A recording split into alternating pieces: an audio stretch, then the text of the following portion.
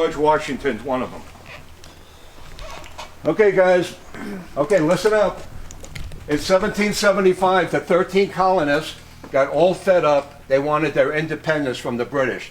They were tired of getting taxed to death, told what to do, where they could live, what they could grow, and they declared their independence. 1776, July 4th. Sounds like what's going on now.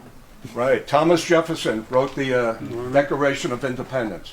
Okay, right after that, that started a war right off the bat, you know, with the British. They got a hold of George Washington. They made him a general. They wanted George Washington to take all the men from the 13 colonies, tens of thousands of them, and make soldiers out of them. He had a very hard time doing that because the men from the 13 colonies, they were drunks, they were bums, they were farmers. They didn't want to take orders from nobody. They didn't want to be told what to do. They go practice with George Washington for 2 or 3 days, and then they want to go home. So he had a very hard time. So he got a hold of Benjamin Franklin the next year, 1777. Benjamin Franklin's right here in back of me. He was a diplomat. Okay, he put Benjamin Franklin on a sailboat, which took 6 months to get to France to talk to the French government, and 6 months to get back. His job was to talk to the French government to get troops to come back and help George Washington fight the British and create his first army in America. Benjamin Franklin really didn't have a hard time doing that because back then the French hated the British. This is the weapon. I changed it. This is the weapon that the French army came back to help George Washington fight the British. That gun's 260 years old. It's 78 caliber. Look at the size of that slug. That thing hits you, man, you are dead. Heavy duty. Now, George Washington's army, all they had was their everyday pea shooters. See?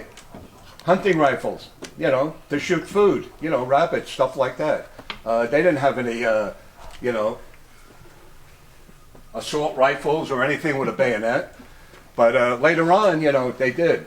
Okay, so in 4 years later, 1781, the British surrendered and went back to Great Britain until, let's see, 1812. 1812, they came back and burnt down the White House, but that's another story. Okay, so anyway, in 1887, the Constitution of the United States was written and signed by our founding fathers. I'm going to point some of them out. There was 43 of them.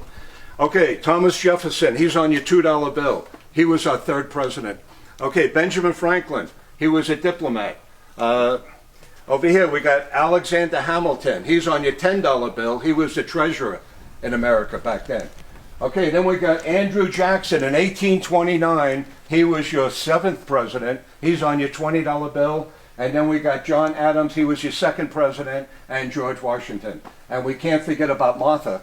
Martha was George Washington's wife. And see, she looked pretty rough. Really rough. And that's because 246 years ago there was no beauty parlors. Okay, in 1789, George Washington became our first president. He did 2 tours, 8 years. He got out in 1797. And then John Adams took his place. 2 years later, 1799, he passed away. He's the only president that never slept in the White House. The White House was finally done in the year 1800.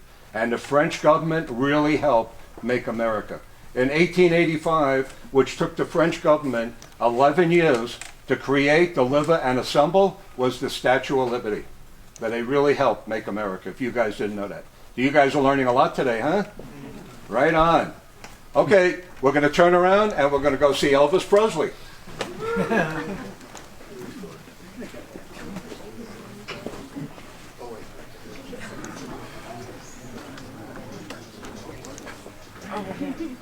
Okay, now you're going to see what Dragonman does at night. You'll see my 50 hot rods, 111 restored gas pumps, 62 bicycles, 51 pedal cars, 2,500 Coke bottles, but only one girlfriend.